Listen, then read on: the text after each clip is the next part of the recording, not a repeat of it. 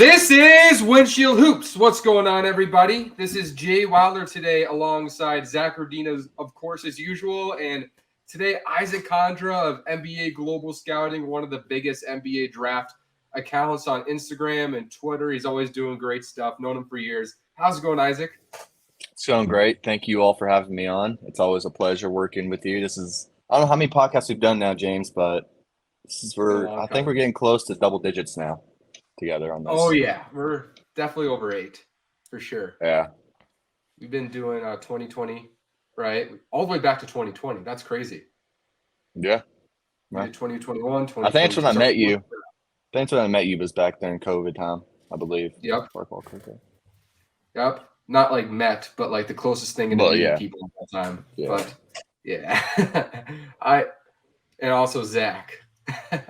So I'm doing great. I actually got my microphone to work today, so my audio should be good compared to the other shows. Yeah, I'm ready. Yeah, Zach, you were a complete disaster the first 6 weeks. I kept carrying the show because of that. So we're okay now, Zach. You're mediocre now. So that's good stuff. I'm working my way up. Yep. So today we've got a great show. So with Isaac today, we are definitely going more draft oriented. We've talked about that being a big part of the show since the very beginning, but we haven't had a draft oriented episode necessarily. But today is the day to do that. And the first things, Isaac, we're going to talk about is the 2023 NBA draft. We know the prize at the top of the draft, Victor Wembanyama, right? And then you got Scoot and guys like that. And this is kind of a general question. What are some of the recent trends or updates on your opinion that you've seen lately? So I was very skeptical at first on Brandon Miller, but there's so many things he's done better recently as a finisher, as a creator in the half court, to where he hasn't been in my top 5 yet. He was on 6 my last board. Before that, he was just outside the top 10, and now it's pretty hard to keep him out of my top 5. He's one name, and then Jalen Hood-Schifino. He's a 6'6" guard that can really shoot it, great in the pick and roll. He might end up as a lottery guy for me. That's interesting. Yeah. Brandon Miller, we've seen him obviously on the news outside of basketball lately. We're not going to comment much on that today. But after that incident, he had a 41-point game against South Carolina, and he was just completely dominant off the dribble. It seemed like later in that game in clutch time. What do you guys think about Brandon Miller and his recent trend? I think he's up to 62% from his last 7 games, which is a huge jump up, almost double from where he started this year. So Isaac or Zach, I'll start with you on this one. What have your observations been on him? I mean, he's been playing really phenomenal basketball recently, and he's been consistent all year long with the 3-ball. He's one of the best shooters in this draft. And my biggest question kind of was for him earlier in the year was that 2-ball, and if he could create for himself offensively if he wasn't hitting threes. And last game especially, where his 3-ball wasn't hitting, he still dropped 24 points, led Alabama to win over Arkansas by creating more off the dribble and scoring inside the arc. And that's what I was kind of looking for. But he seems like a pretty well-rounded player, one of the safer floor guys in the class.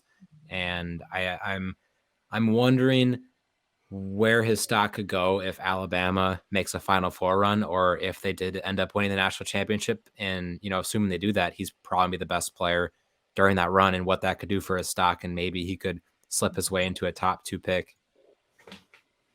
Yeah. I don't think you'd agree with that one. Top 2? Nah, I would probably disagree there, but definitely I think it depends, because if Detroit gets number 2 with Ivy and Cade Cunningham, do you go Brandon Miller for the fit? I mean, that's the situation I could see end up happening. But I've been really impressed with Brandon Miller recently. Just his improvements, even from looking at when he was in AAU, all the way in his I looked at this earlier today, he shot 31% in his high school career from the 3. And then it was in some, he wasn't really known. Yeah, if you would have told me he was going to be arguably the best shooter in a draft a year ago, I would say no, there's no shot.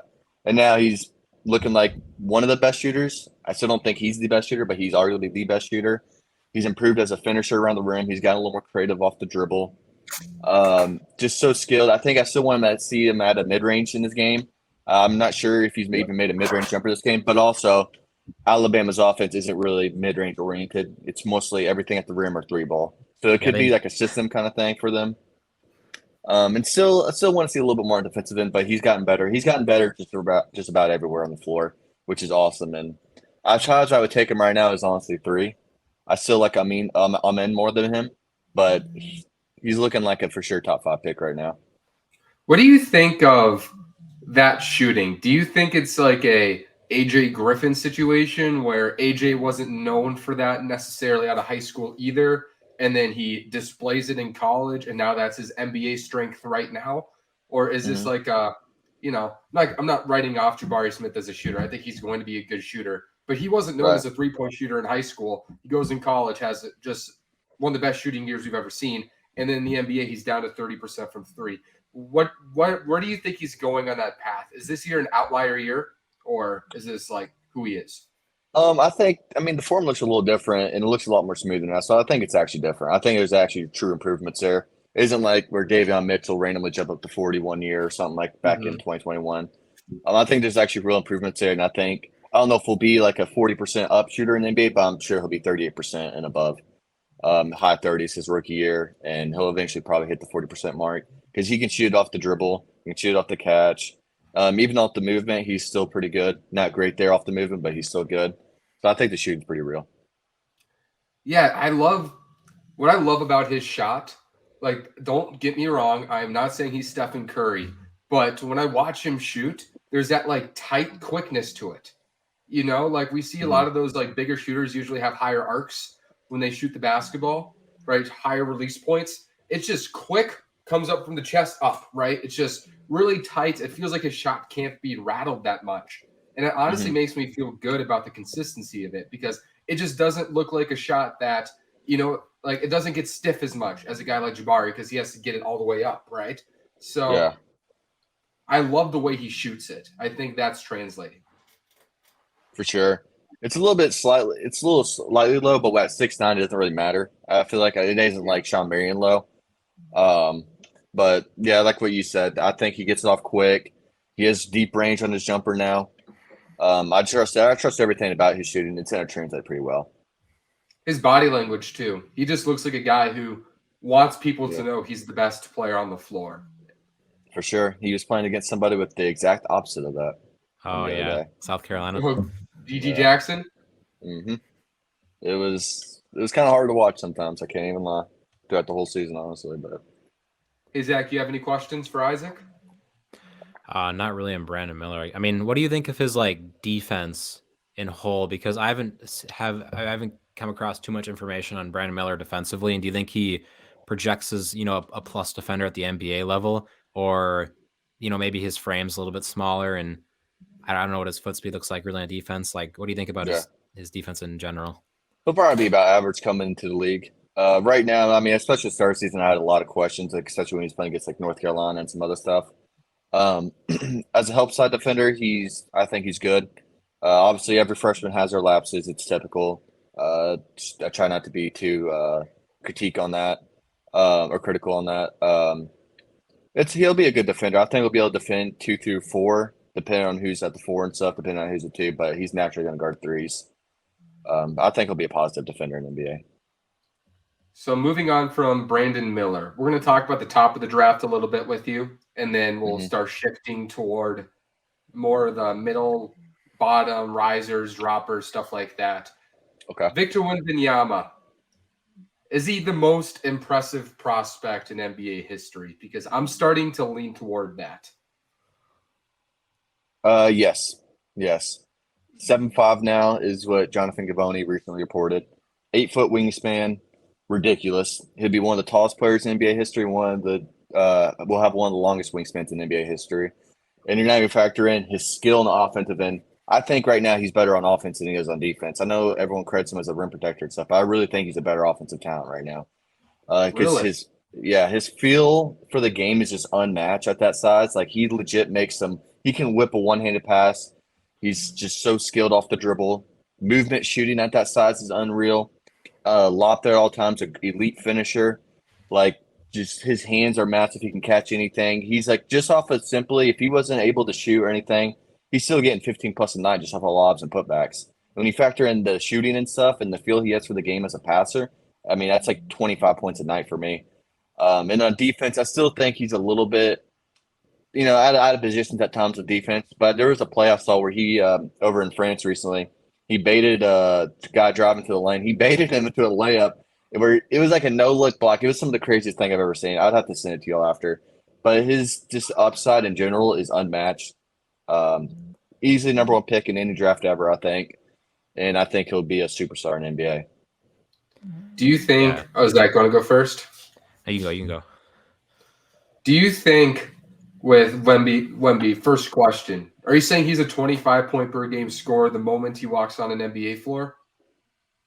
If he's playing with LaMelo Ball, I think so. He's playing for LaMelo Ball, I think so. I think he's hovering around there. Honestly, I really do. Because unless depending on how many minutes he plays and stuff like that, I'm assuming he'll be playing like 30 a night. If he's, I really do. I really think he'll hover around there. He might not get to 25. He'll probably be like on 23, 22. But I truly believe he's like a special offensive talent. Wow, down to 23, 20, 22. I have to reconsider if he's the number one pick if he's only getting those numbers.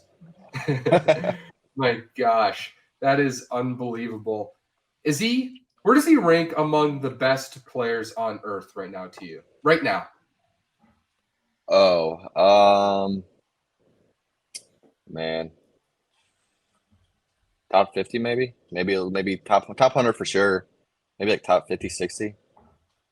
Jeez. It's just that's a rough estimate off the top of my head. I would have to look through some players. So he's good as an OG Anunoby already, and he's 19. Or Mikal Bridges.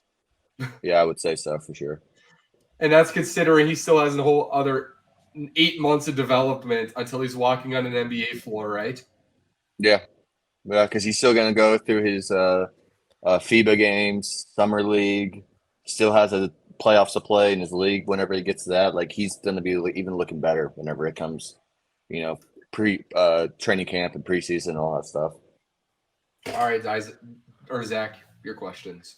Didn't he lead his pro league in block shots or whatever it was last year? Not even like this year, but last year too. Good question. I'm not sure. I think so. I think he was up there. Because I think I heard about that, and he's probably leading it this year, I'd assume. But points. I'm waiting. He didn't get utilized a lot on offense. He was more of just a defensive anchor. So I believe he was definitely up there. I don't know if you led it or not, though.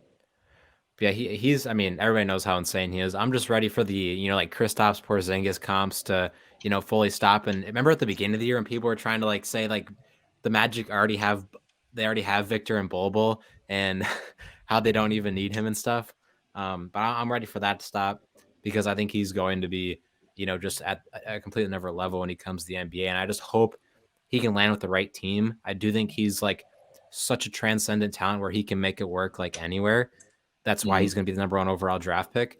But I really hope Houston does not win this lottery. I hope it's somebody like Charlotte because, I mean, imagine that front court. Mark Williams has been really, really nice recently. I think he's a really good center fit next to, Victor. And Victor's a really good fit next to Mark Williams because he can space the floor and he's a shot blocker as well. I mean, that team would be pretty scary in the future. But I really hope he does not go to the Rockets. That's like one of the biggest things in my mind because that organization's so dysfunctional to me. Think about one comment before you go, Isaac. Mark Williams, Victor Wembanyama. Combined, their standing reach is 19 feet 9 inches. Gosh, that's insane. Think about that. My God. That'd be nuts. The paint would have, or the rim would have a lid on it. That is stupid. That would be something there. Now that's called getting LaMelo Ball help. I had to say that. No, yeah. I am actually curious on where Victor would end up. I'm actually same with Zach. I don't really want to see him in Houston. I'd rather see someone like Scoot or Amin Thompson over in Houston. That's kind of my ideal fit. I've been big on seeing Vic in Detroit. I've been wanting that for a while. I just want to see Vic next to Jalen Duren inside. Then you have Cade Cunningham. You have Jaden Ivey there as well. I mean, I just think that Cade and Vic duo, I just think looking 5 years from now, that could be like one of the best duos in the league. But the fit in Charlotte is really fun. Just seeing LaMelo, how creative he is, and seeing him with Vic as I don't know, that'd be box office for sure. Detroit, they should just go all in on the big boy basketball. Put Victor at the 3, then Wiseman at the 4, and Durant at the 5. Man, That would be something. Honestly, why not? They're rebuilding. They can experiment. Victor could probably still average 21 doing that. Yeah. So, why not? So, yeah.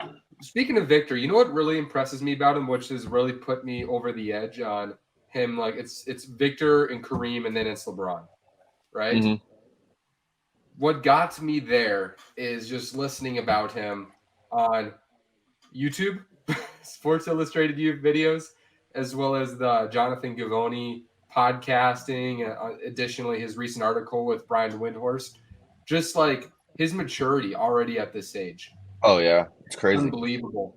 Like since he was 16 years old, he's been working with just top end specialists and scientists and trainers, basically making sure he's minimizing all possibility for stress fractures, which is what you worry about guys of that size, right? And also just like the discipline, like sleeping 9 hours a day. 99% of kids his age sleep 6 hours a day after getting cheeseburgers in the cafeteria and playing Call of Duty. I do that probably, and I don't even play Sounds like Call of me. Duty.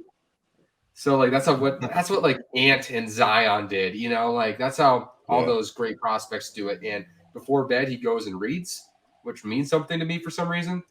He loves art. I don't know. I think it's cool, partially, hmm but also just like I don't know. He has a soulfulness to him and a maturity and calmness to him that just seems really different. It just seems really Right. different. And additionally, the diet he's on, basically all organic foods, like I don't worry about injuries much with this guy. Now that I keep learning about him. Most 7'5" Right. guys I do, but I can't tell you my concerns for him are at the level of Zion Williamson, let alone John Morant. I actually Right. think I'm more concerned about Victor long term physically than a John Morant. So it's just not a big problem to me. What do you think? No, for sure. Because like his mentality and his mindset and everything about it, he just moves different. Like the way he carries himself, like when you have LeBron James talking about you and you're not even in an NBA yet, and you don't let it get to your head. Like I think he said, "I haven't done nothing. I haven't proven anything yet. I haven't even been drafted yet," or something like that. Like he knows like he really hasn't proven anything yet in the NBA. He hasn't stepped foot on the court yet. Um, I just think everything, like not even including a skill, like this just straight mindset, he's going to succeed regardless. I really do. I really think he cares. He tries extra hard. He just does the little things that matter to get longevity in the league. Um, Mm-hmm. yeah, I mean, I really think he'll have like despite his size, I think he can have like a 14-year career in the NBA. yeah, I Even remember. 14 would be a little underwhelming, right? Because he'd be retiring at 33. Yeah, so probably like 15, honestly. I remember like right before those, when his pro team came to play the G League Ignite, there was some like ESPN interviews, and he was like talking about Scoot Henderson and how he said like, oh yeah, he'd be the number one pick if I wasn't alive or Yeah, something. yeah, Like, I love his confidence. I think it's good. Some people might be like, he's a little too over his head, but I don't know. I kind of like when players have that. hmm And I really like his mentality in general. And I think wherever he goes, he'll make it work. Obviously, there's for better sure, fits than others, but I mean, he's just that type of talent. Like wherever he goes, he'll figure it out. 100%.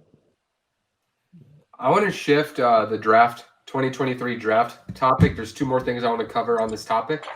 One, I want to ask you what you think about Scoot Henderson and Alvin Thompson, because you know what this reminds me of? These two. What? It reminds me of Cat and KP in 2015, where Mm, like Cat was the number one pick guy, right?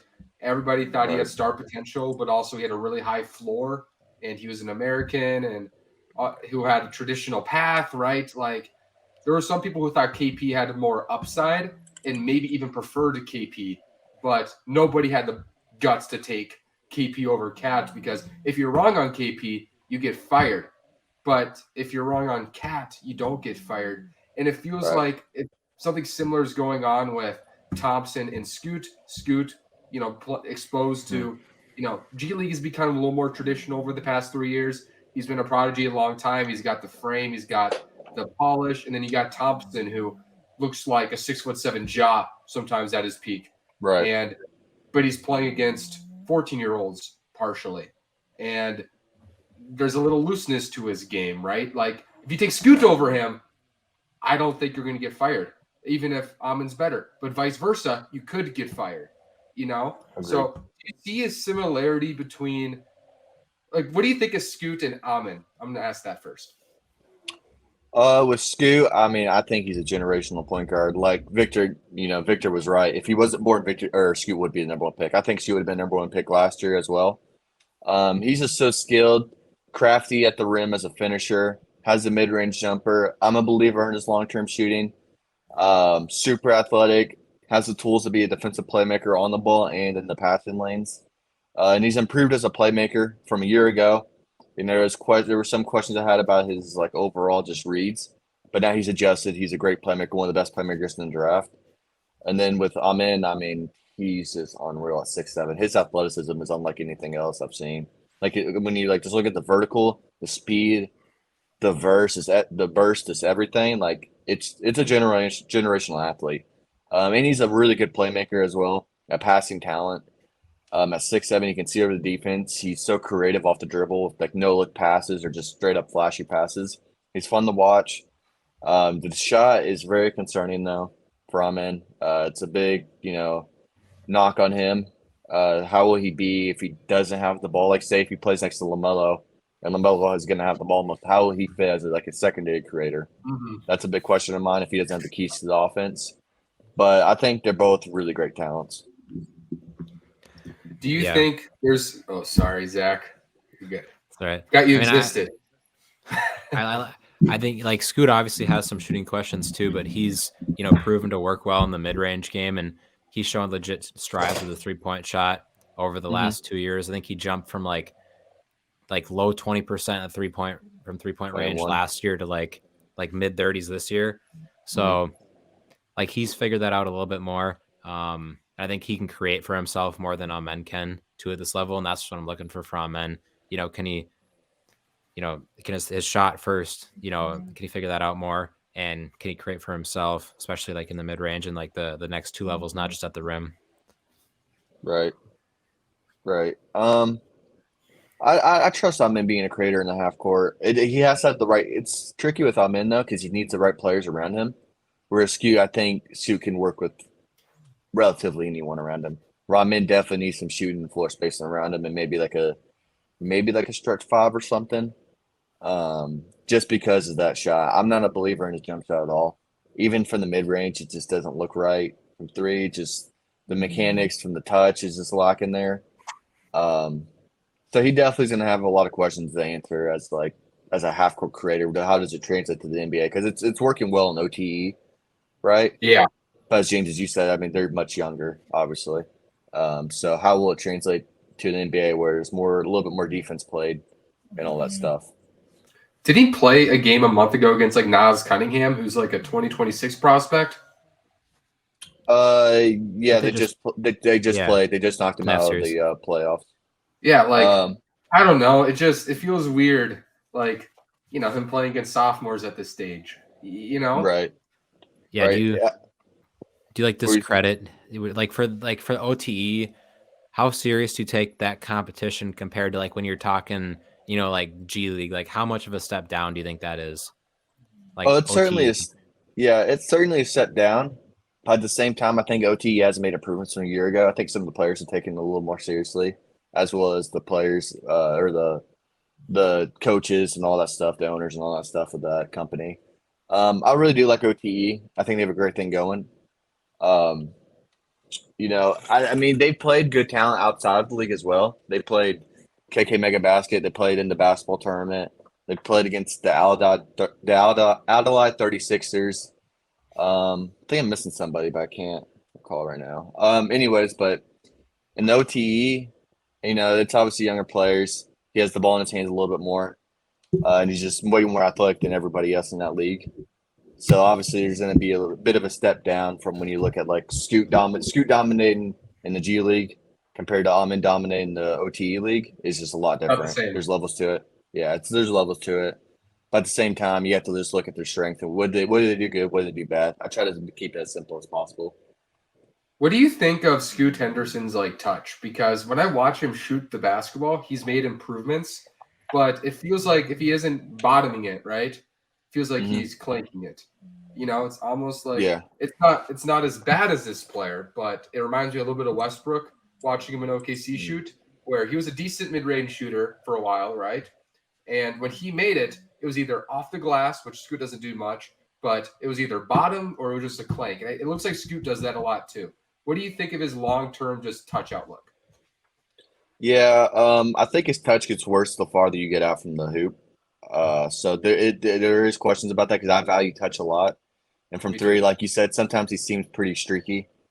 You know, sometimes it's like the other night I think he hit like 3 threes and they were all net. He had multiple mid-range jumpers, but on the misses, he had one that was just wide left, had another one that was wide right.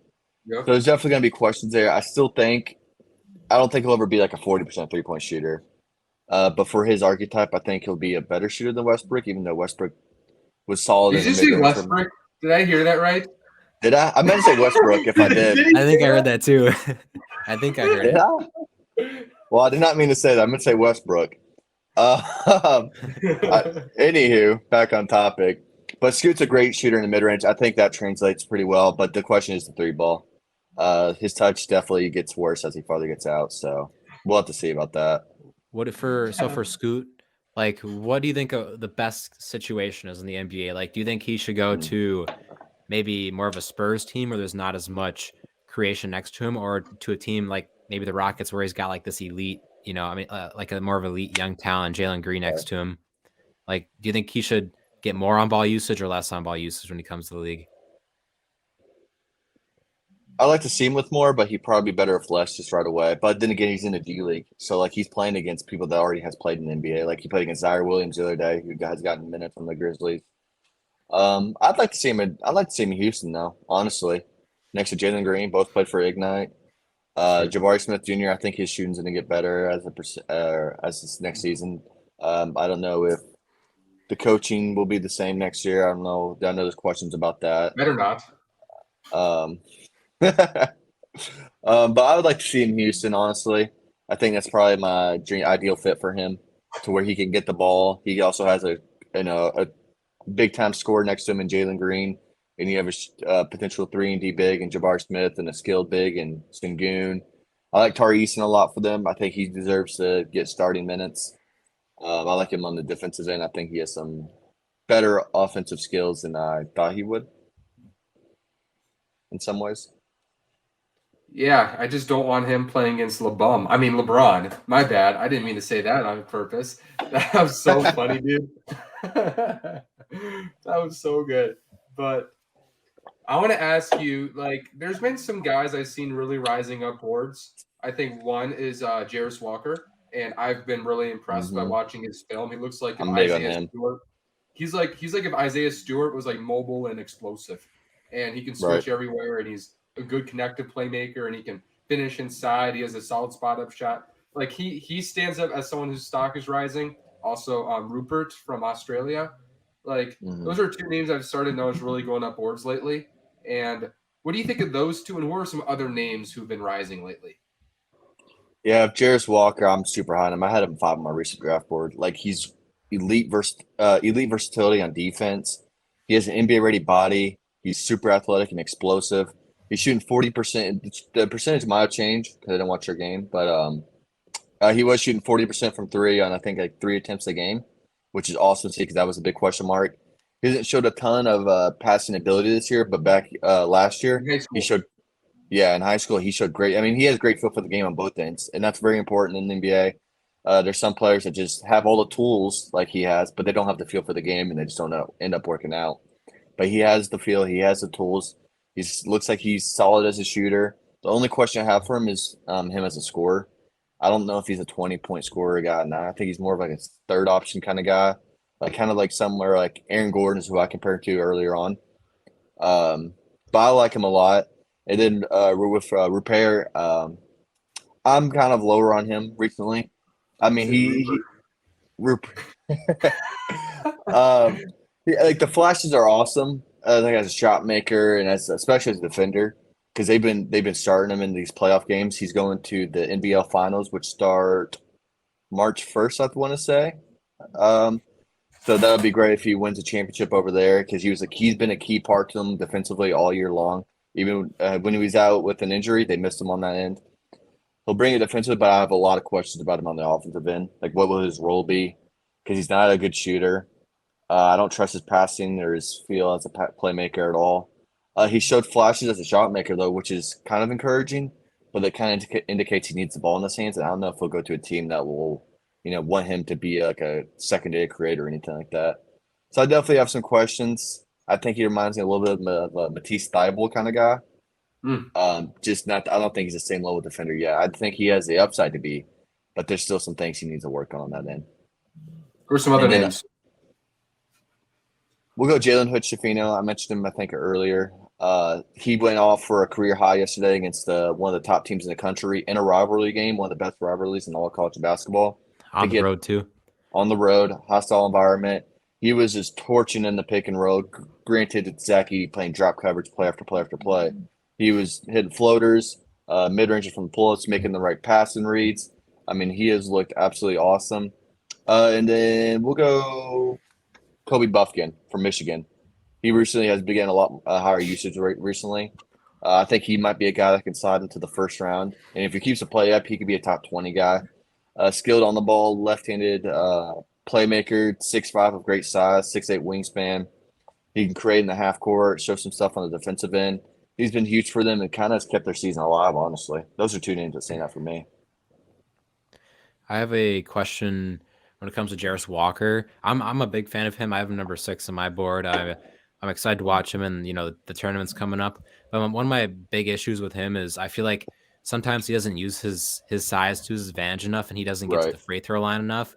And I wonder what your concern level is with that, because he only takes 2 free throws a game. And when you're like 6'8", 240, and that athletic, I feel like he could be attacking more, but instead he's like settle for mid-range. Motor Merchant. Yeah. Yeah. I was wondering what your concern was on that. Yeah, he's really into floaters in the lane. Like for his size, it's kind of rare to see how like that big with like 6'8", like 240, because he loves the floater in the lane. I think he has good touch.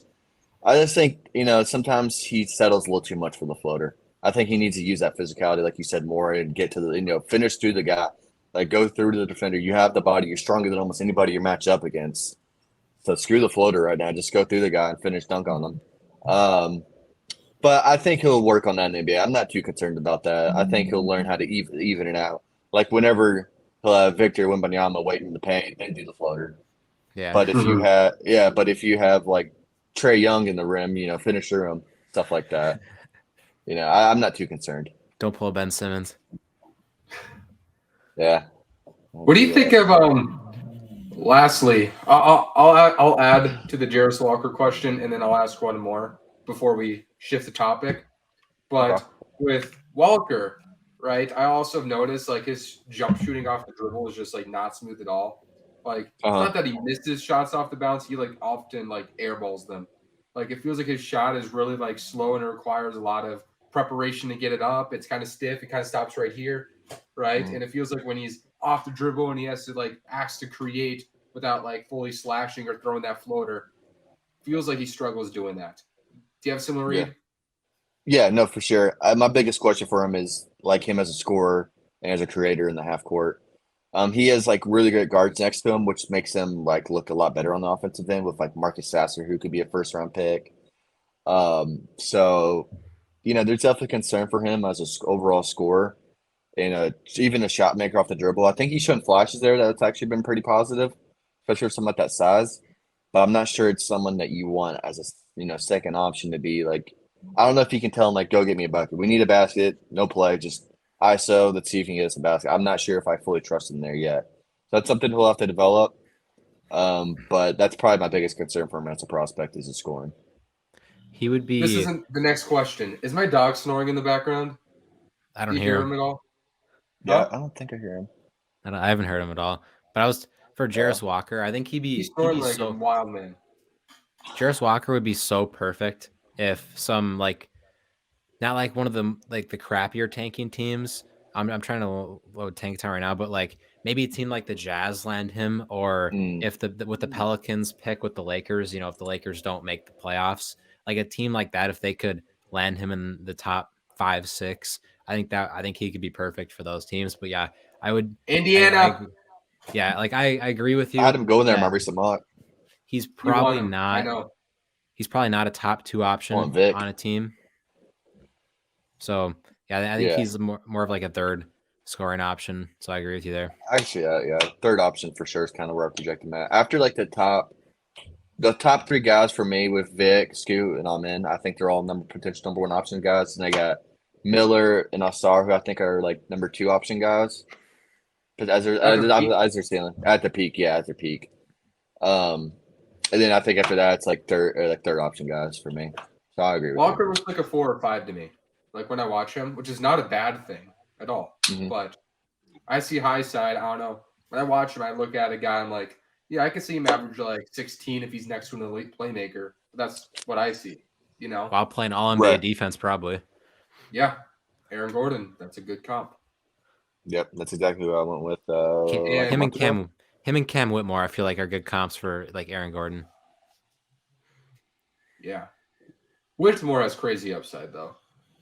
Mm-hmm. Just, I've still yet to see much playmaking instincts at all from him. But yeah, I have concerns about his feel for the game. It's like a half court guy, like as a decision maker and stuff. But the shot making flashes, and he's shown some handle at 6'7", like 235 or something like that are just like wow. It's just kind of like Anthony Edwards in some ways. Not comparing him to that player, but like the way they move and the way they score, it's just like wow. It's kind of like eye popping. Do you think Whitmore has an elite? Do you think Whitmore has an elite trait? Like is it right now? Like right when he gets to the NBA, I think it's like his overall frame and athleticism. I think it's elite. So I think he's like one of the most explosive finishers. And like in the high school game, he was definitely one of the most explosive finishers. I think in college, he's one of the most explosive finishers, and I think he'll go to the next level. Probably just his frame and stuff is his elite trait right now. Because everywhere else, he's kind of just good, and there's like flashes there, but there's still some question marks about just everywhere else. There's another guy. I haven't watched much of him yet. I saw the Ringer really likes him. Is his name what's his name? He's Hendricks, right, from UFC? Taylor Hendricks. I love him. Yeah, I like him too. He's awesome. What do you think of him? Because I haven't watched film on him yet, but I want to. Yeah, he's a 6'9" big with a 7'2" wingspan that he told me. He's super athletic, like really, really quick off the ground, great rim protector that can move his feet on the perimeter when he can switch onto a guard with like 6 seconds on a shot clock. I trust him to do that. He can shoot the 3 ball, and he's shown some flashes of movement and shooting, which is just really unique. He's not really like a star kind of player. I don't see him ever being, anything more than like a role player, but I think he's gonna be a great role player because he just does everything you want as like a rim protector. He can shoot it. He's a quick finisher around the rim. I still have some questions about his passing feel and stuff like that, but he looks great. He might be a lottery guy for me. Do you think a Jaden McDaniels comp makes sense for him? I think Jaden has a little more juice off the dribble. I trust Jaden a little bit more as a scorer and a passer, but there's some similarities there. Because they both can. I'm so excited for year 4, Jaden. Man, it's gonna be a movie. Like Jaden's really developed. Player, man. He's really developed his like on-ball creation and his handle and all that throughout these few years. But I feel like him and Jaden show similarities as somewhat thinner, 6'9" forwards that can guard really well, versatile on that end, and they can shoot the ball pretty well from deep. But they can't create for others and themselves as well as you'd like them to. But yeah, Jaden's definitely came a long ways with his self-creation over the years. Jaden, I think, though, has something there. That's what's interesting about him. It's not like some guys where it's like, oh, I don't think it's there. I think it's there. So it's got to get it out of him. Yeah. Okay. I think we're done with the 2023 draft conversation. That was a 36-minute topic, I think. So now I want to transition to stock risers of the week. Next, Because we didn't do that, I don't believe. Not yet. So, No. okay. Isaac, I'm going to start with you. Who's your stock riser of the week? We're going to go. He came out of Duke, made it to the Final Four last year. We're going to go Mark Williams, who currently plays for the Charlotte Hornets. Almost dropped the 2020 game, just came 2 points short. Now with Plumlee out, there's minutes opened up now. He's the starting center for them, which is what I've been hoping for most of the season, just because you're a rebuilding team. You have LaMelo next to you. He's a perfect fit next to LaMelo as a lob threat and a rim protector. You're not getting a ton of upside in him, but he was just awesome against one of the best centers in the league in Bam Adebayo. He was finishing at the rim. He was getting offensive rebounds. LaMelo's assist numbers have gone up, I've heard, ever since him being the starting center, which is what you love to see. He's awesome. I think he'll continue to only get better as he gets more reps in the NBA. Ooh, I just playing. Anyways, Mark Williams. Is he like a diet Rudy Gobert? Do you think that's his upside? Probably upside, yeah. I don't know if we'll reach it, but it's definitely something around that. Like a diet Around version? around that archetype, yeah. Okay.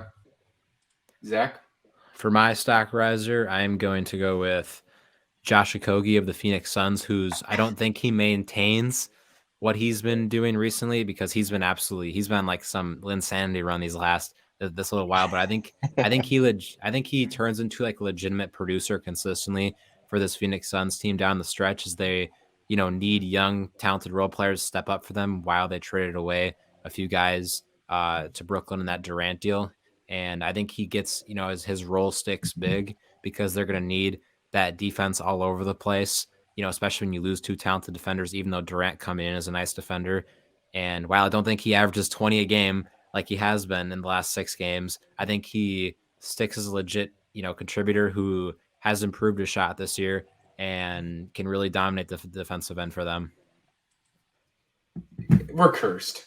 He's averaging, Okogie could have shoot, dribble, or pass, and now he's averaging 20 something in his last 5. What is going on? Yeah, it's I something. love Josh. I love Josh, but no offense, he's the last person I'd ever expect to have that to run. That's what's sad. But that is pretty wild. Congrats to him. I'm super happy for him. He's a great guy. He's a great defender. I'm super happy for him.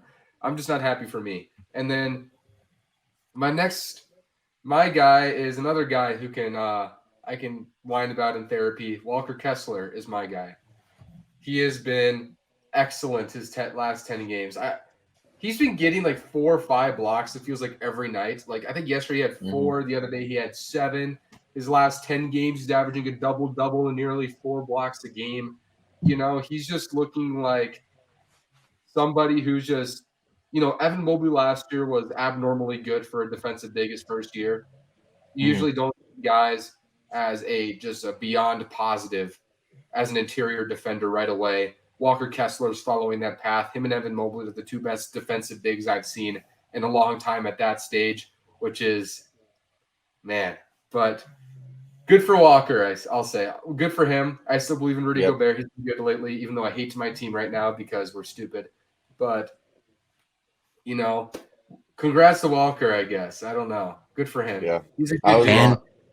I was wrong on Walker preseason. I was too. You're all wrong, so I don't deserve him anyway. I had him 48 on my board. I don't deserve him. That's probably where I had him too.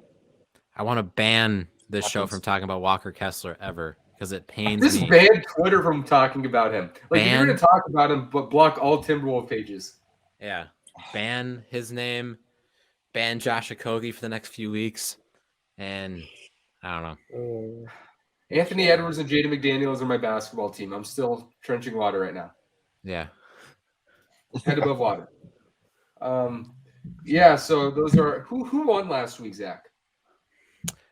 We didn't do one last week because 2 weeks ago. 2 weeks ago, yeah, you won with Evan Mobley. Makes sense. Yeah, was that your first? I can't remember if that's your first or second win. I know I have 2 wins. Yeah, you were like, I'm going to pick Anthony Edwards, like you're cheating. He goes and posts on his Timberwolves page, who's player of the week? Is it Anthony Edwards or – that's cheating, dude. Oh, yeah. I kind of scammed that one. Okay, you got 2 wins. I'm not giving you that win. Yeah. Okay. So let's transition again. I want to talk about the 2024 NBA draft because Jonathan Givony recently released his most recent mock draft, and it's very interesting. He had some very negative things to say about that draft. I don't think I've ever heard the bashing that we heard about Kind of it wild. the past couple days. So Matis Buzelis, number 1, and then other notable picks, Who? Cody Williams, 2, Isaiah Collier, who you and I think should go number 1, right? He's at 5. And then we got, Bronny James 10. So let's just uncover all of that. What do you think about the 2024 NBA draft? I mean, it's obviously going to be a step down from this draft, and I think even the draft before that. But what Gavoni said is just something I disagree with because, I mean, they haven't even touched college yet, like the campus yet. I think it's just a little too early to say all that stuff, to say it's a terrible draft or it's like the worst draft or somebody, I trade all my picks. Like, relax. I think there's still some quality players, but at the same time, there's no obvious number 1 pick. I think there's like about 6 different guys that you can make a case for. That's where some drafters like 2 or 3. But there's, I think at the top you get Isaac Collier. I think he's the best lead guard. Ron Holland, I have it too. He's a skilled power forward who's I know a lot of Twitter's guys have him at 1. You got DJ Wagner, who's a skilled shot maker. Matas Buzelis, who's unbelievably skilled at 6'10". He has a tight handle for his size, and he'll be on Ignite next year. I think it's a solid class. I don't think it'd be an all-time class like potentially this one in 2023. But I still think it's a good class. Yeah, I don't really know much about this. I haven't really paid attention to that class. I mean, I've seen a lot about. I feel like I saw him like Bronny James. I'm sure we'll get into him because, I mean, he's just being posted about so much. But yeah, I do like Isaiah Collier. I've heard a lot of good things about him. Yeah, I haven't really heard too much about a lot of those top guys, like the number 1 projected guy who I believe is an overseas type guy. But yeah, I don't like the overreactions already that this is like a horrible draft class. Like we shouldn't even be talking about that yet. Like at least wait until these guys, they can show you something in college because crazy developments happen all the time. Like we didn't expect Brandon Miller to do this with Alabama this year. Like it could just be a few guys that, have some crazy summer and they really figure out some part of the game. And then, they shoot themselves up in the rankings for the class, and the class looks, magically better because of that. And that's probably going to happen. Like, I don't ever agree with like judging a class based off of high school film specifically. You want to hear my theory on why it gets a lot of bashing? What? 1, it's probably not the best draft ever. That's obvious.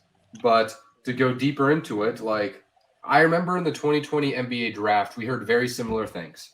And it was the year before 2021, which like guys like that were saying, sell your children for a draft pick. Like you need that draft pick, right? Like that's what they were saying about 2021. Like you got 3 number 1 picks. This is LeBron, Melo, and Wade all over again. All this nonsense, right? That's what they were saying about 2021. So you look at 2020, you just look at it like this is not. They made it sound like it was the worst draft class ever because they were so caught up in that draft class. And this year they're so caught up in this year's draft class. So next year when it's probably going to be a step down, now it's the worst draft class ever because last year was the best. So it has to be the worst. I don't like that logic. I remember I was listening to Gavoni. I'm a big Gavoni guy. Don't get me wrong.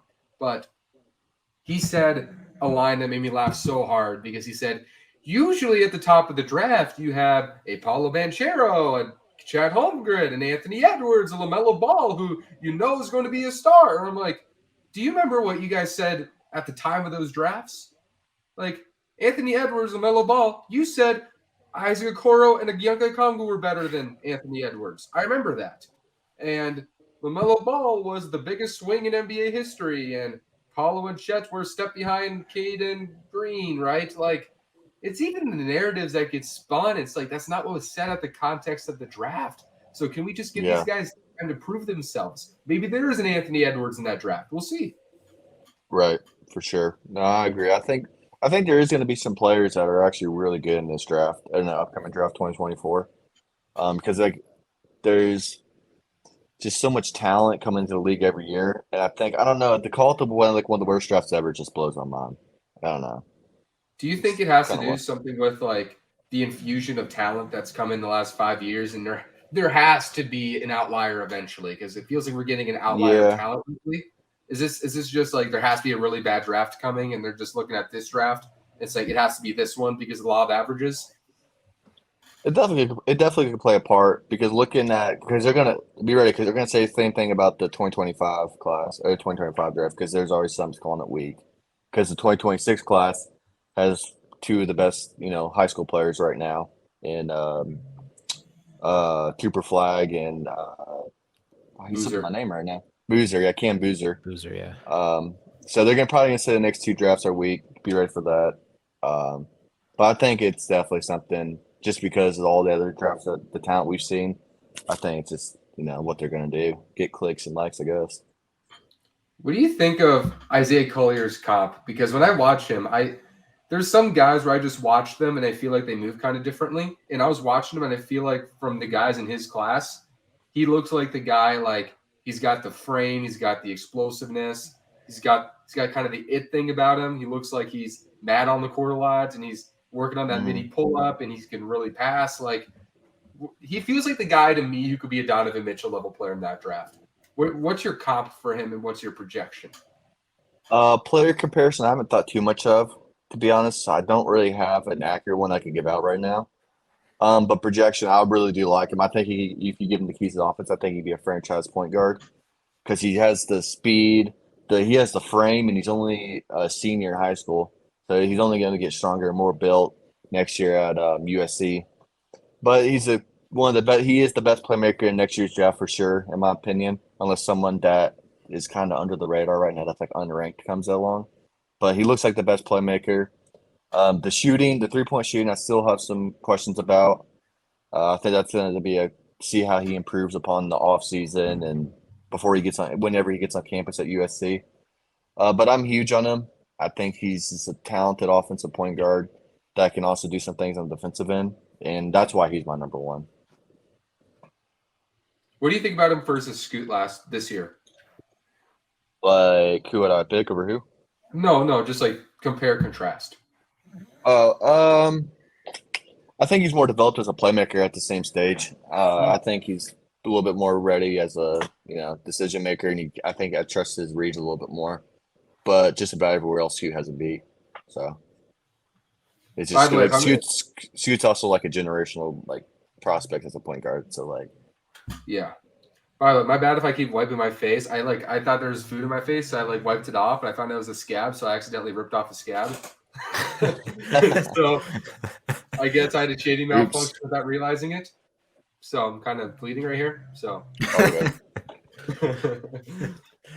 yep, my mom won't be proud of that.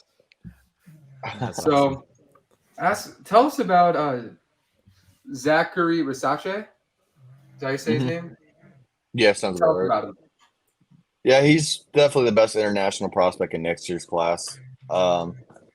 He's he has size for a wing, skilled that can shoot it, super athletic. Defensively, he's solid as he can defend 2 through 4 and then 1 in some pinches. I wouldn't consider him for the number 1 pick though. I'm not that high on him. He's definitely a lottery talent. I don't know where Gavoni. I think Gavoni had him 3 on lock. Yeah, I'm not that high on him. I think there's some other guys I'd like more. But Pistons love whiffing on French players, so I get it. Right. They picked Demboya and Hayes. Yeah. But I wouldn't take him top 5 or anything, but I think he's definitely a lottery French top 10 guy for me. What are your questions, Zach? Should we get into the Bronny James type talk? Because I know you wanted to do that. Because I don't really have what do you any think of Bronny? Because I'm actually usually I don't buy into the bluff of a social media kid going drafted high in a draft, but I'm starting to I see the vision with Bronny because the character things all appear very real. Based on how he's raised with LeBron, you can tell he's a very sharp individual who's got a growing frame. He looks super active and passionate defensively, connective playmaker, and I think his athleticism and creation off the dribble are developing. So I'm actually with Gavoni having him in lottery consideration. But what do you think of him? Oh yeah, he's definitely should be in lottery consideration. I know some of LeBron haters are mad that he's top 10 or anything like that, but I mean I think it's reasonable. He's the best guard defender in next year's class, it looks like. He can shoot it. He's a passer. I do have questions about, him as a half court creator and an advantage creator in the half court. He doesn't look like a franchise changing guard or anything. But I've been comparing him to DeAnthony Melton on the Sixers. I really see a lot of similarities there. And even Casey Wallace in this draft, I think there's some similarities there as well. I really do like him as a connector piece kind of guy. Obviously won't be the talent LeBron is, like, no duh. But I think he'll still be a lottery level guy just because of his, everything he brings to the table just fits a perfect role player in the NBA. My can't face is stop laughing. bleeding right now. I can't stop laughing. I thought it was food. I just completely ripped it off. I didn't even know it was there. That's My funny. hands got blood on them now. I've got tissue around me, so I can't go grab anything. Yeah, but I mean, for Bronny, yeah, I like him. He's the amount of pressure that he's dealing with too is unprecedented. Like, I don't think there's no way any number 10 prospect in the class ever dealt with as much pressure as he's gotten, because he's LeBron's son and because he has expectations to, he's not going to live up to LeBron, obviously, but he has to live up to be some, type of NBA talent. And I'm wondering, like, for you, like, where do you think he's going to go to college here? Because he's like one of the last players uncommitted in that entire class. Yeah. I think he's waiting until like the end of the year or something. And then if you are a college recruiting Bronny James, are you taking in that, famous aspect as a negative or a positive when you bring him in? Because he's going to bring money to your school probably because of that name, but it could also bring a lot of pressure and, crap with it, I guess. No, it's definitely going to be a positive just because, it's in the sub tickets. And also, I think he's a great player as well. Where he'll go to college, I'm not sure. I've seen a rumor he dropped a list, but then they denied it. I think he's going to go UCLA. That's where I would personally guess. Maybe Ohio State. But those are the only two guesses I have right now. I could see Oregon has a chance at him. Oregon's But not getting him. Yeah, I'd probably lean towards UCLA, honestly. That's probably my lead on where he would end up. Yeah, that makes sense. I think LeBron wants him local. I bet you're right. Probably. I think LeBron will want to be close to him during the change. And also, given their roster's going to change a little bit next year, I think they're going to lose probably Amari Bailey to the draft. I think he goes regardless. Jaime Jaquez is probably gone. An entire Campbell may stay in it. I think he's gone. So it's going to be a new look roster next year for them, and I think it just makes the most sense. UCLA, and he's going to be where the city LeBron's playing in right now. He'll get minutes right away. He'll probably be a starter right away. A proven coach, so I think that just makes a lot of sense for him. What do you think of Amari Bailey? I'm a lot lower than him. Even coming into the season, a lot lower because he kind of needs the ball in his hands, right? Because he's not really a consistent enough shooter. But at the same time, he's not some great creator or great playmaker. Yeah, he's not offering a ton of scoring. So with that, like, I don't like he's an athlete, but I've been a lot lower on him recently just because he just needs the ball in his hands, and given who the NBA has already, he's just not going to get that. So like, I don't know how it'll work out. And like, I don't want to keep like switching back to the 2023 draft, but I really want to hear you want to like have to say on like Amani Bates, because there's a lot of like interesting hype around him. He switched the topic, screen back. Okay. But yeah, I'm not super high on Amani Bates. I think he also somebody that needs the ball in his hands to be successful, because I don't trust him at all as a creator for others. I mean, he's the highest usage player on that Eastern Michigan team, but he averages just barely over assists per game. Like, he doesn't really create for others, it seems like. And I mean, I really like the scoring flashes he's shown, but I don't know how good of an NBA talent he'll be. Yeah. I've became a little higher on him recently, just because the shooting versatility at that 6'9", 6'10", whatever he's listed at. And then he's a proven scorer in big time games. But I still have questions about his finishing through traffic and contact. I think he's shooting below 40% on layups in the half court. And the passing ability just isn't there. He seems a little selfish with some of his shots. Even when he was at Memphis and he had more talented players, it seemed that same way. And defensively, he's always not engaged. But given the usage he has on Eastern Michigan, it kind of makes sense. But translation to the NBA, I mean, if he buys into a role as like a spot up shooting guy that can occasionally take it off the dribble, then I could see it because at that size, I mean, that's pretty valuable at 6'9", being able to shoot it like that. But he'll have to buy into the role, and it's kind of up to him if he buys into it or not, honestly. So I'm sure a team's going to take a swing on him in the second round. Don't know when or where. Don't know what the plans would be for him, but he would definitely have to buy into a smaller role than he's been used to in his career. For sure. Yeah, he's interesting, man. He looks like one of those social media players that maybe you bring into the G League and he raises your G League stock a lot in the short term, right? So I don't know with Bates. His instincts look really bad to me. And his ability to create efficient shots looks really bad. Fortunately, though, this year he's hitting a lot of those really bad shots because he's got that in his arsenal. So Right. So, all right. Are you guys? I think you guys were done with the 2024 draft topic because Zach kept trying to change it to 2023 for some reason. Yeah, I'm all good. I'm all good with the next two drafts. Let's go a step back again. Talk about 2022 with Paolo Banchero. He had an amazing start to his career. I posted it yesterday. His last 20 games, he's only averaging 17 points on 37%. And like 6% from three or something like that, I think is what he's shooting as well. I think he's shooting like 6 in this month. Yeah. Yeah. He's really struggled. What's your worry level with him? I'm not too worried. Just given what I've seen, trust what I've seen in high school and college. I mean, the talent is obviously there at 6'10". He's super skilled and he has the great feel for the game.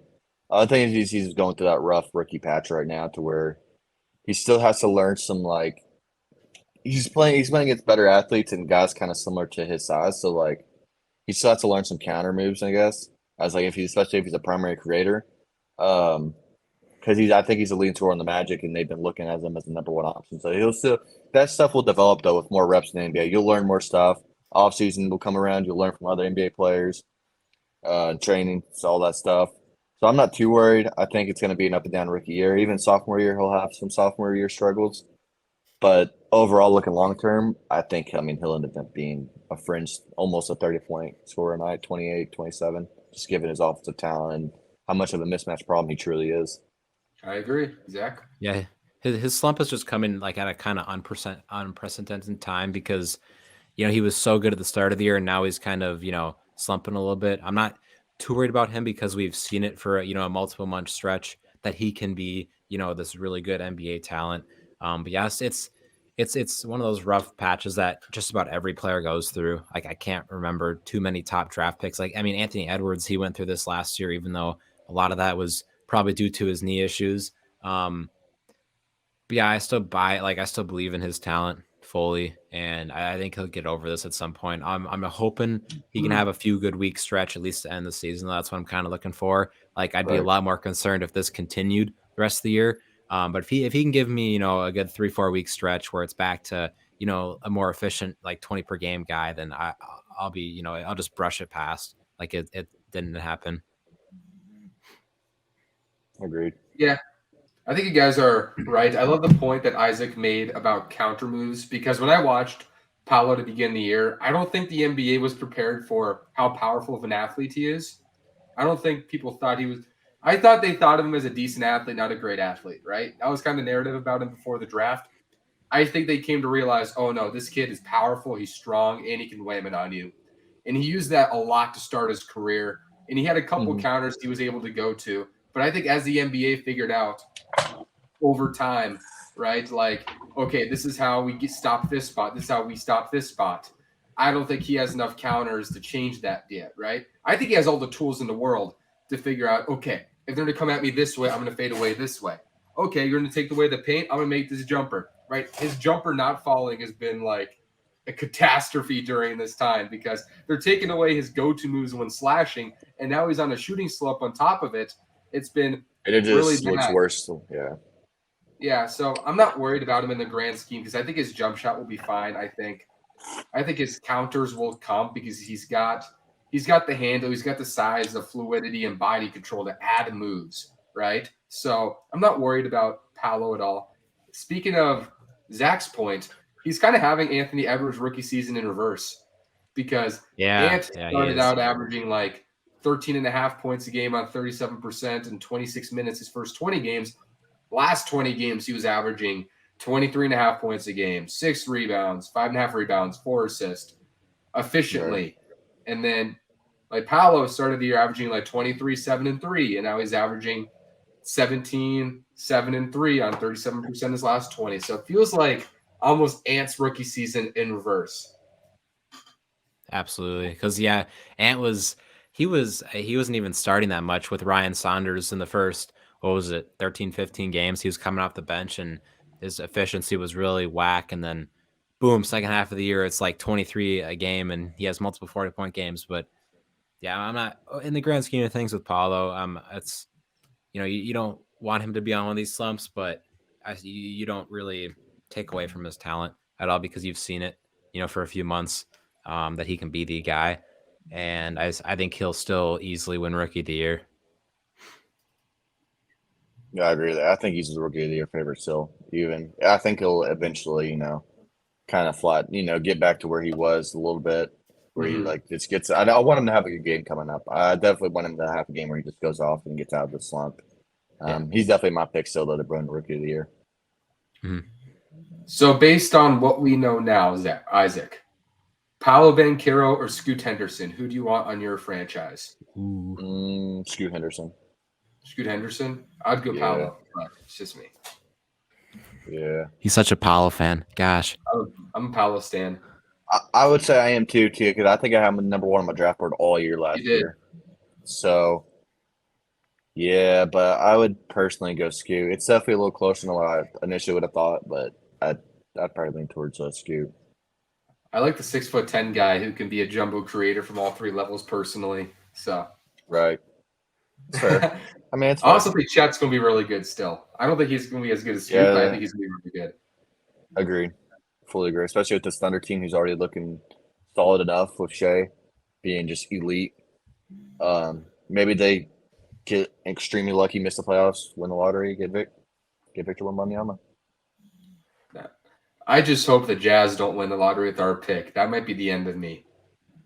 That would be the worst day of my life.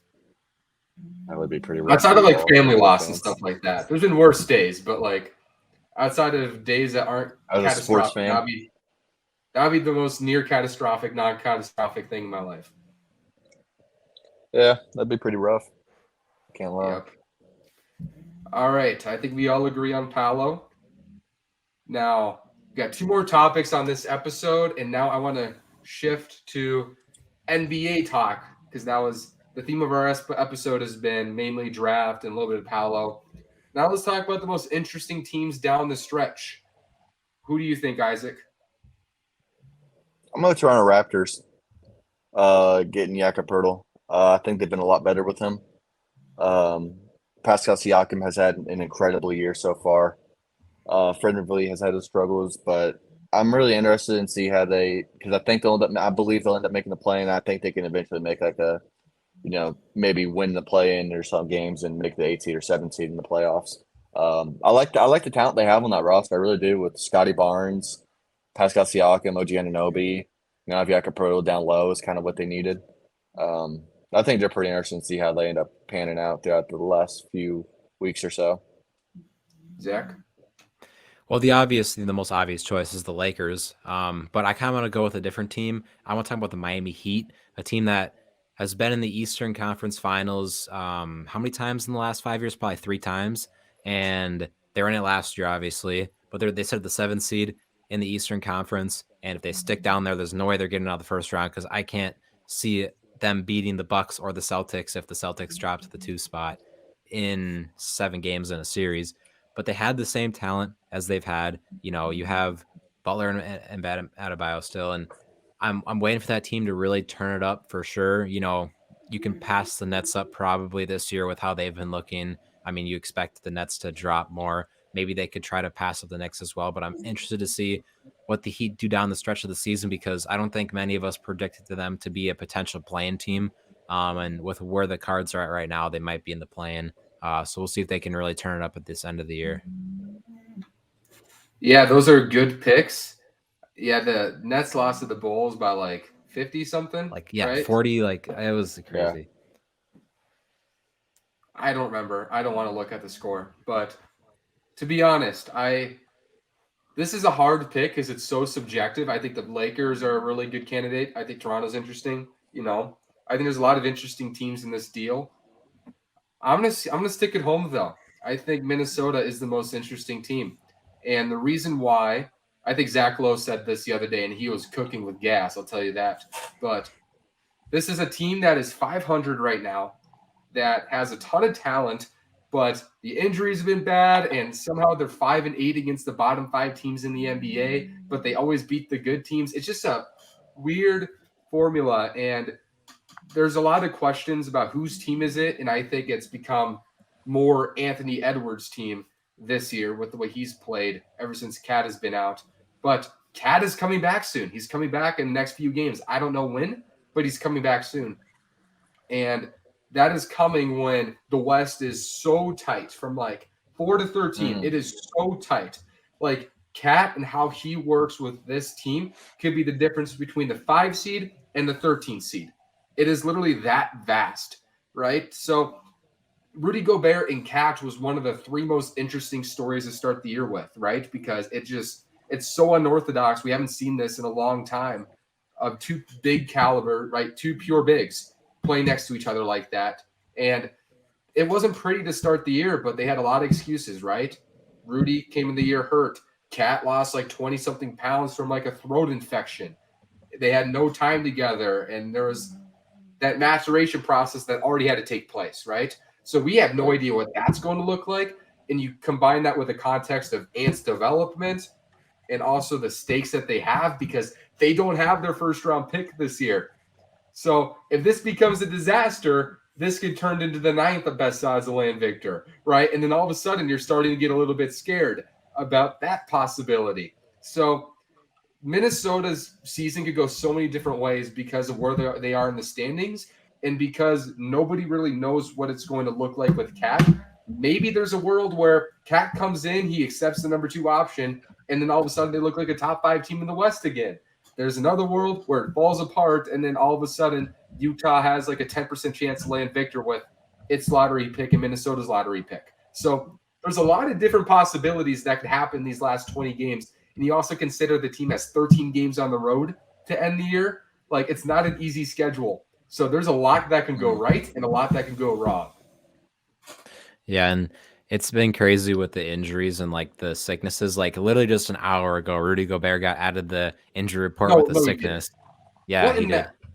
What Dude, is with the injury report this year, man? He's been sick like 3 times this year, and then Kyle Anderson's had like 5 back spasm injuries. But yeah, Rudy Gobert just got added to the injury report again. He's questionable. He's questionable tonight.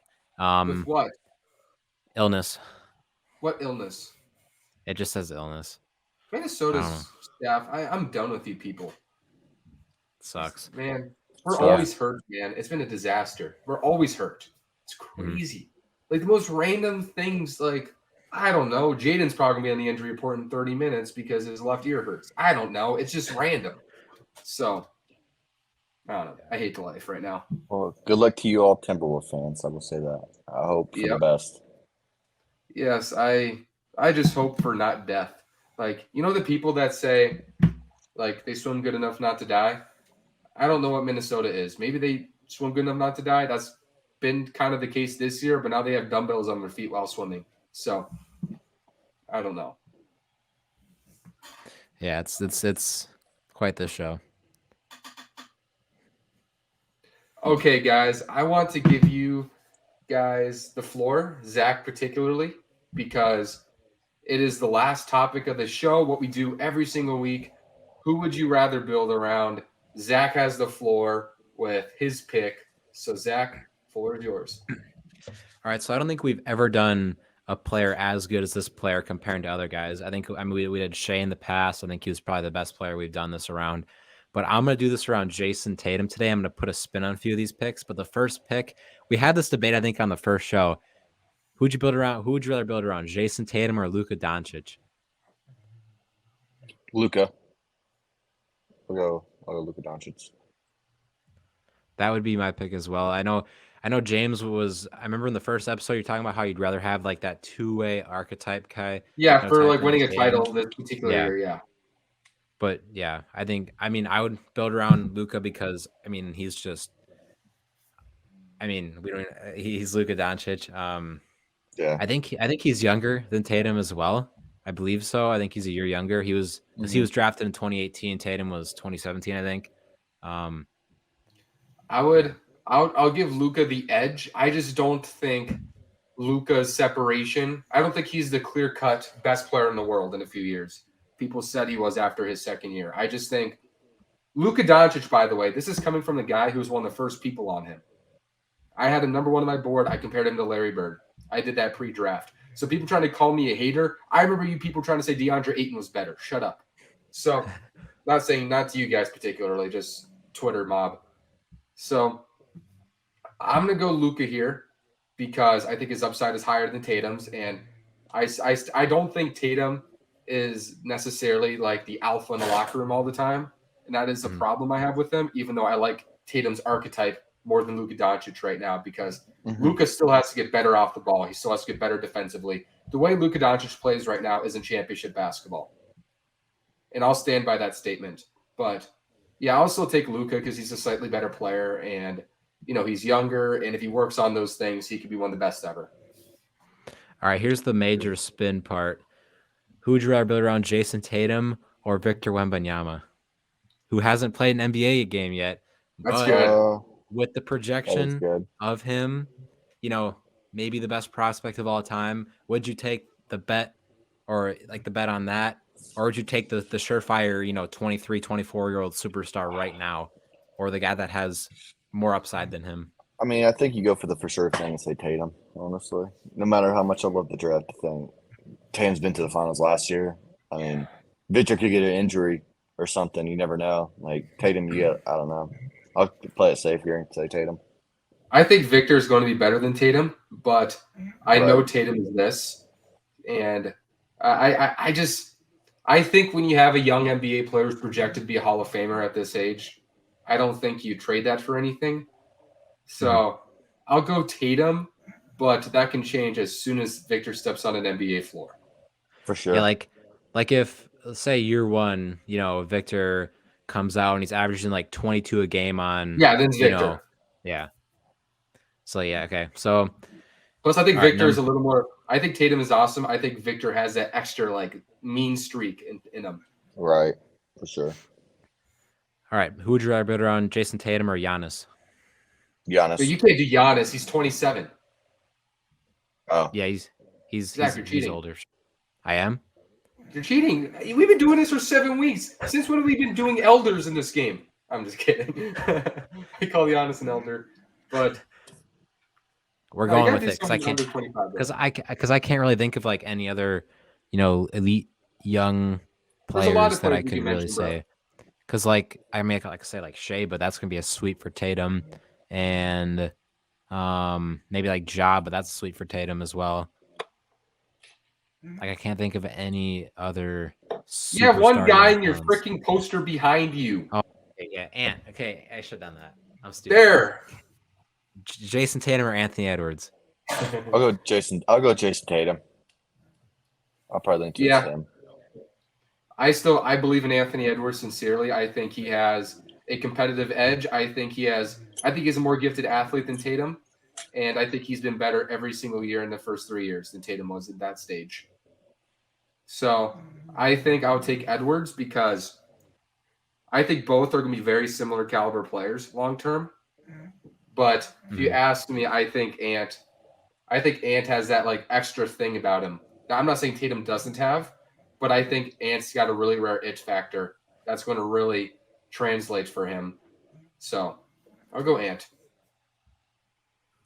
What about Zion? But with Zion, because I feel like we'd all take Tatum. With the you're exactly regretting his player to build around pick. Yeah, I'm trying to like I want to do like somebody really elite, but fine, do Giannis because you cheated already. Do you want to do Giannis? Yeah, we can make an exception for your mess up. Because I know we've done exceptions in the past. Because this is interesting. This is interesting. Tatum or Giannis? Because I know who Giannis. I'd pick. There. Because Yeah, I got Giannis. I got Giannis on the edge. okay, I'll make it a non-strikeout and I'll pick Tatum. I'll take Tatum because he's much younger, and with Tatum's play style, I think he ages better compared to Giannis, who's I mean, we can agree that his style is so determined on his athleticism, and I think Right. that starts to level off faster than what Tatum does. So, not saying that Giannis can have horrible longevity, but I have a lot of questions, of how much longer Giannis keeps this up. Is this a 5-year thing, or can he keep this level up for another 7-8 years? Because we all know, like, even with LeBron, I mean, LeBron's play style is a lot more determined on playmaking and making others better. But for Giannis, while he can still do that, it's so determined on his athleticism and what he can do beating you to the basket. And when he's 34, 35 years old, I don't know if he can do that compared to I think Tatum's ability by then is better. I'll tell you guys this. I'm not a complete wild man. I'll take Giannis over Ant, and that's one. And number two, I think Giannis's game ages better because he's like a 6'11" LeBron physically, and I think his body just ages well. I don't think his body. He's not a 6'2" guard like a Westbrook, right? Who aged pretty well, by the way. Regressing at 34 is not a bad thing. So even if Westbrook's not the same, let's not put that as a bad spin on Westbrook. He's 34, athletic guard, right? But I think Giannis has 7 years of all NBA play in him still. Yeah, I can see that for sure. Are you gonna allow me to cheat on the segment again and take somebody else that's above 25? Zach might be abolished from this show after today. Because I put Nikola Jokic also down the back-to-back, and potentially, I mean, we can talk about this too, how he could win 3 MVPs back-to-back. I don't know explain, but he could win 3 MVPs in a row here. Like, who would you rather build around between those two? Yeah, that's tough. That's a tough one for me. Honestly, I don't know. I really like the Nuggets this year, but I'll probably go Tatum. Honestly, it's really hard, but that is really hard. But I'll tell you this. I think Jokic has some concerning flaws in the way he defends. But something I've learned in the NBA is sometimes when you just have a generational player, you can't nitpick too much, right? Like Stephen Curry, like what was said about Steph before? You can't have a dynasty led by a 6'2", 6'3" guard. He doesn't defend well enough. Like, I think Jokic is so good that he can make that an exception and be a championship caliber player. And the fact that he's already a 3-time MVP and he just generates such efficient offense, and he's actually surprisingly one of the best offensive closers in the league, I'll go Jokic. Yeah, I could see why you. Which would be hypocritical because I said something different about Luka, but yeah, you know what? Here I am. I'll take Tatum. He's a little bit younger. I think it's his archetype in general is just so much better to build around than a Jokic, who's a big man that doesn't really protect the rim. I agree. So yeah, I mean, I love Jokic, and I think he's probably should be the favorite right now to win his 3rd straight MVP. But I'll take Tatum. I don't know. It's not too much of Jokic's fault why he hasn't made the finals yet. I think Tatum has historically had better teams around him, and that's mainly the leading cause there. But I do like the two-way ability of Tatum, and he's a forward as well. So I don't know. I would slightly go with Tatum there. By the way, I'm a horrible person. So you remember when Kyrie made a comment about dehumanizing players? I accidentally misspelled my topic and I said, "What would you rather build around?" I completely objectified the players, so that's my fault. They're coming after you, man. It was just quick, desperate typing, and I said, "What do you rather build around?" They're coming after you. Yep, Kyrie hates me officially because I dehumanized him. But my fault. Who would you rather build around? There you go. Want to go again, Zach?